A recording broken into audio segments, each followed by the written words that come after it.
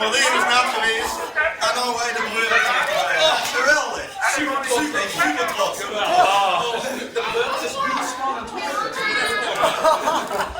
Dat was heel erg spannend. Ik kwam naar een bordje tegen, levensgevaarlijke hoogspanning, worden hier gevallen uit te vallen. Oh, ik zei jongen, wat is kapot maken. Nee, ik ben trouwens niet de Breurkes, ik heb het net geschreven, want zie Breurkes, maar ik kom er dus vast.